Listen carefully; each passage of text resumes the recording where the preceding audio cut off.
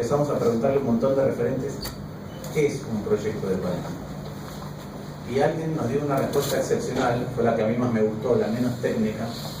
Algunos decían, los economistas decían, un proyecto de país es cuánto Estado y cuánto mercado hoy. Los de infraestructura decían, es cómo se organiza territorialmente. Los de la educación decían, es lo que decidimos enseñar a nuestros chicos para que sean ciudadanos. Y alguien dijo, primero tendríamos que definir lo que es una nación. Dijo, y la nación, dijo, es el territorio geográfico en el que la solidaridad surge por espontaneidad. Me preocupo y me ocupo del otro porque es un connacional, porque es un compatriota. Y a mí me parece una definición de lo que es una nación extraordinaria, que es este destino común, y me ocupo del otro porque estamos atados por un destino común. Y sinceramente, hay muchas cosas que han venido pasando durante los últimos 40 años que hacen que el otro se constituya en un montón de niveles distintos, en algo que es muy ajeno, que no está vinculado con nosotros. Entonces el primer estadio del otro, para mí es, hace un tiempo ya que el Estado nos trata a los ciudadanos como un otro, no como uno que es parte indisoluble de la sociedad y de la sociedad con el Estado, nos trata como un otro. ¿Qué quiere decir que nos trata como un otro? Que el Estado se empieza a ocupar cada vez más de sí mismo y cada vez menos de nosotros. A la política le pasa exactamente lo mismo. La política es la manera en que una sociedad dirime los conflictos nuevos. Los conflictos viejos ya zanjados están en las instituciones. Los conflictos nuevos se dirimen a través de la política. Pero cuando la política se ocupa de sí misma, nos trata a nosotros como un otro. En la política lo podemos ver todo el tiempo. Lo podemos ver todo el tiempo con aquellos personajes de la política que están absolutamente distanciados de lo que es la vida real. En el Estado lo vemos de una manera que para mí ya está bordeando el límite de la peligrosidad, que es que nuestro Estado genera crisis recurrentes. En esas crisis, parte de la sociedad sale a resolver lo que el Estado no resolvió, el ejemplo de ustedes. Pero además de generar esas crisis recurrentes, pareciera que no aprende. Entonces, cuando tiene más plata, tampoco nos sabe brindar bienes y servicios que vayan incrementándose a través del tiempo y nos den más tranquilidad. Entonces hoy, cuando uno mira los números, el gobierno nacional, el Estado nacional tiene 2,5 veces más plata por cada uno de nosotros que en el año 2000. El gobierno de la ciudad o el Estado de la ciudad tiene 2,3 veces más plata por cada uno de nosotros que en el año 2000, ajustada por inflación. Es decir, capacidad de compra y de provisión de bienes y servicios para los ciudadanos. Y uno debería, con todo derecho, preguntarse a sí mismo, preguntarle a los demás, ¿sentimos que tenemos 2 veces más seguridad, 2 veces más justicia, 2 veces más salud, 2 veces más educación, 2 veces más infraestructura, 2 veces más limpieza? No. Entonces hay un problema en donde el Estado evidentemente no está atendiéndonos a nosotros, sino que nos considera un otro y primero resuelve sus problemas, que a veces son generar empleo para uno, pero no es la resolución de los problemas de los ciudadanos. Y lamentablemente un Estado que genera este tipo de crisis, tarde o temprano hace que nosotros, por bombardeo de problemas, de lo que es circular en la ciudad, de los problemas económicos, de que no alcance el salario, de que la jubilación tampoco alcance o alcance menos de lo que alcanzaba el salario, de que uno se siente inseguro cuando transita o de que el transporte no me lleva a destino en tiempo y forma, uno empieza a recogerse, uno empieza a encerrarse, ¿no? Yo siempre cuento una anécdota. Mi madre era arquitecta, que se murió el primer mes que yo fui ministro. Y mi madre decía una cosa cuando yo me compré mi primer departamento, acá, que no Lleros, acá en Zapata y Concepción Arenal, sobre la vía. Y mi madre me decía, era un departamento chiquito, ¿sí? Que tenía, creo que 48 metros cuadrados, algo así, me dijo, yo tenía que hacer una apuesta grande en ese momento de endeudarme, y ella me dijo, lo primero que, si no discutas tanto el precio o analices si la inversión es buena, si cuando entraste al departamento te sentiste bien. Me dijo, porque acá, sobre todo en este país, tu casa es el lugar al que querés llegar cuando el día fue una mierda. Pero ¿qué quiere decir? Esto no es en todos lados así, porque finalmente uno está tan bombardeado que solamente cuando se recoge al interior de su casa siente más o menos cierto tipo de protección, y eso hace que nos desentendamos otra vez del otro y que no compartamos lugares como los que estamos compartiendo ahora. Y creo que hay un paso más de ese desentendimiento con el otro, que es que Uno solo puede construir una comunidad o un colectivo, sea más grande o más chico, solamente cuando estás haciendo un esfuerzo personal. Cuando uno tiene una amistad no hace todo el tiempo lo que uno quiere, porque si no, no puede construir una amistad. Cuando uno construye un matrimonio, no hace el tiempo lo que uno quiere, porque si no, no puede construir algo más grande que uno. Cuando uno comparte una sociedad comercial, tampoco decide todo el tiempo para dónde va la sociedad comercial. Entonces, el crecimiento de la vida en comunidad es saber que uno tiene que ceder en el corto plazo para construir algo más grande. Las acciones que ustedes hacen son eso, es esfuerzo que uno hace para construir una comunidad más grande. Y hay un problema muy importante en la Argentina bombardeada, que es que cuando uno no puede vislumbrar el futuro, está menos dispuesto a hacer esos esfuerzos. Y Argentina es una sociedad que no te permite vislumbrar el futuro, porque en el medio te ocurren catástrofes. Entonces uno deslinda el esfuerzo que hace hoy del fruto que va a tener mañana. En una sociedad que tuvo en los últimos 37 años 18 recesiones o 7 crisis sistémicas que todos podemos recordar, desde el Rodrigazo, la tablita, la crisis de la deuda, el primavera, la hiperinflación, el tequila, la crisis del 2001, la crisis del 2009, la situación actual, lo que le pasa a uno hoy en su empresa, a nivel personal o a nivel país, no depende del esfuerzo que uno haya hecho antes. Entonces uno ahorra, pero el banco se queda con los depósitos. Uno trabaja, pero la jubilación no alcanza. Uno se educa y después no hay trabajo. Entonces empezamos a tomar atajos en donde el futuro no importa. Parte de esos atajos, lo vivimos cotidianamente, en la falta de respeto con el otro, es no cumplir con la ley, desde la más chiquita hasta la más grande. Porque la ley es la autolimitación que uno acepta de no poder hacer todo el tiempo lo que uno quiere porque vive con otros.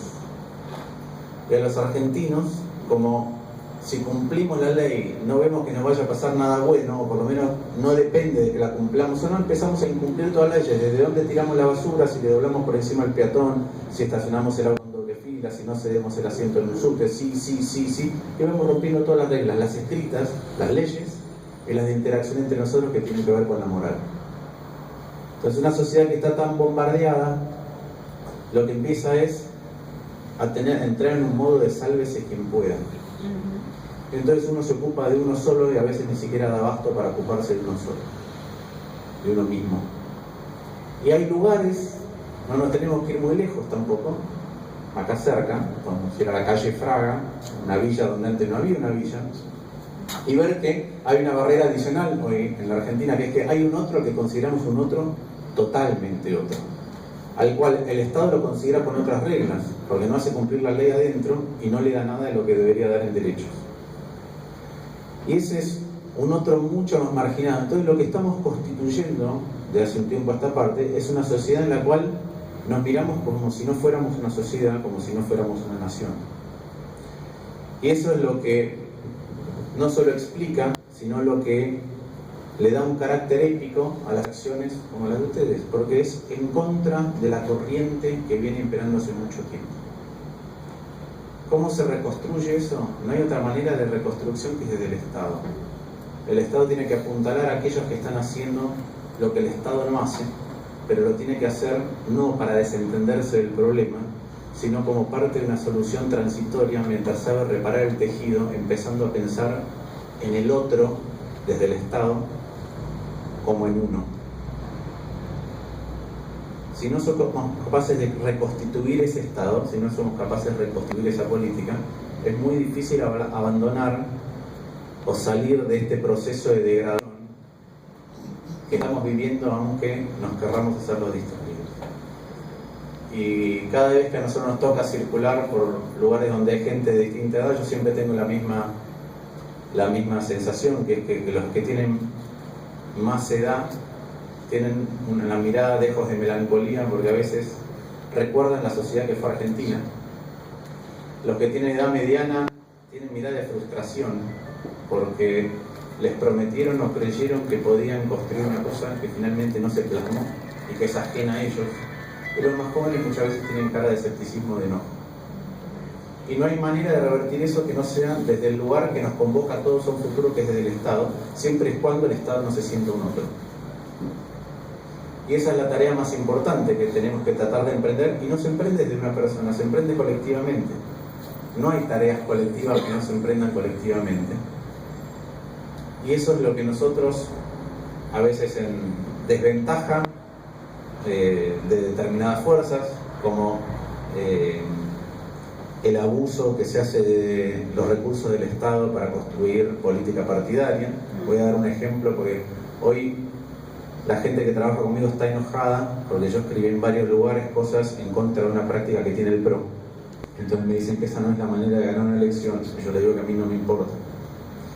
¿Por qué? Porque voy a dar un ejemplo parece niño, pero es tremendo. En la ciudad de Buenos Aires, la mortalidad infantil arrancó en el año 2007 en 7,9%.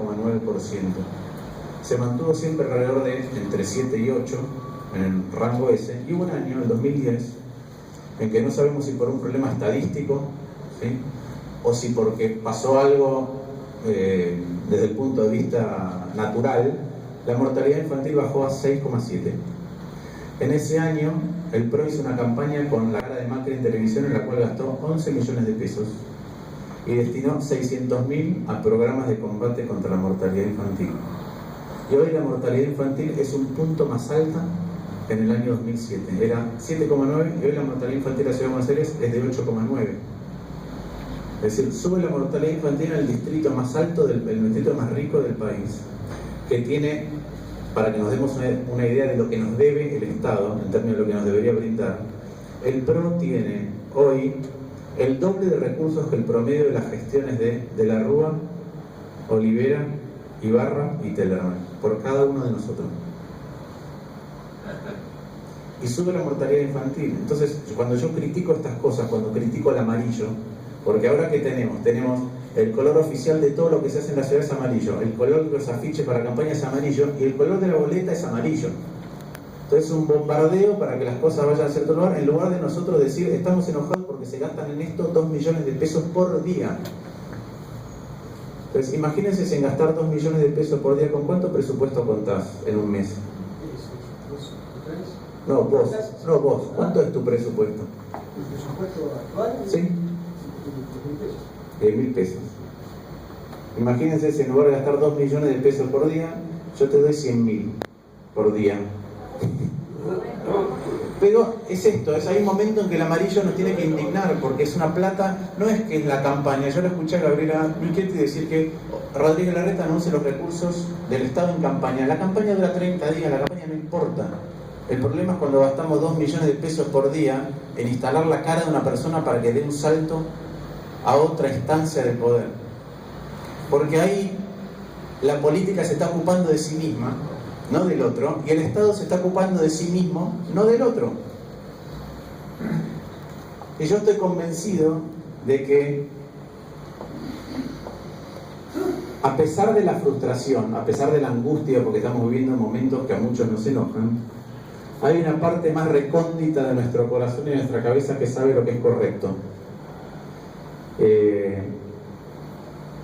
Y que ayer dimos una charla con Lilita, donde Lilita dijo 4 cosas. Lilita a veces dice cosas que me gustan y a veces dice cosas que no me gustan. Pero ayer dijo 4 cosas que me parecieron muy interesantes. La primera tiene que ver con el concepto de prosperidad. Dijo, nosotros queremos una ciudad próspera, no rica. Uno puede ser rico con malos valores y una parte se puede volver rica y otra pobre, pero cuando prosperamos, prosperamos todos. Lo segundo que dijo es que gran parte de los enojos que uno ve en el mundo hoy, desde los jóvenes de Europa que se van a luchar por los islámicos, o mejor dicho, no por los islámicos, porque es un error, sino por el ejército islámico, que convertirse en terroristas, o los jóvenes que acá salen a robar por droga, o los jóvenes que cuando les dan algo empiezan a votar para ese lado, tiene que ver con malas infancias. Ella decía, cuando uno se preocupa en serio de la infancia, no hay un resentimiento posterior y la vida tiene otro sentido. Otra vez tiene que ver con una tarea que debería ser el Estado y que muchas veces es reemplazada. Insisto, mortalidad infantil que sube, jardines maternales que no hay, escolaridad doble que no hay donde debería haber, en las zonas más pobres de la ciudad de Buenos Aires. Y después dijo otra cosa que para mí fue como mucho más chocante y que la voy a compartir con ustedes. Dijo, nos hemos metido y nos han metido en todos estos años en un enorme contenedor de basura. y estamos adentro. Y hay una sola cosa para poder salir de un enorme contenedor de basura en que cada vez te tiran cosas más terribles. Ella agregaba, hoy inclusive nos han tirado muertos. Que es que hay que decidir, hay que perdonarse a uno mismo y dejar la mochila de uno y de uno como sociedad. Porque en esto que nos pasa, todos tenemos algo de responsabilidad, más chiquito, más grande, y ya está. La que tuvimos y ya pasó, y hay que dejar esa mochila y mirar para adelante. Yo estoy convencido de que con el ejemplo de lo que se hace desde acá y con ese tesoro que está oculto en algún lugar de nosotros mismos, no importa cuál sea el enojo y no importa con cuánto plata nos tiren para pintar las cosas de color, hay una ansia enorme después de tantas crisis y de tantas decepciones de cambiar. Y el cambio no es cambiar lo inmediatamente anterior, porque el enojo en eso es mal consejero. Nosotros tuvimos un presidente que lidió con las peores condiciones imaginables, económicas y políticas a la salida de la dictadura, y que todos o casi todos abrazamos. ¿Sí? Yo era chico, pero recuerdo marchando con mi madre por la avenida Corrientes, yendo a la casa de mi abuela, que vivió hasta que se murió, en Callao de Corrientes, celebrando. También recuerdo que nos empujaron nosotros dos y le robaron a mi madre una cadenita que tenía, se cayó al piso y se levantó tan contenta que no le importaba nada. Pero después a ese presidente, cuando las cosas no le funcionaron desde el punto de vista económico, dijimos que venga otro. ¿Otro qué? Otro que me prometa la revolución productiva y me baje la inflación. Y vino otro.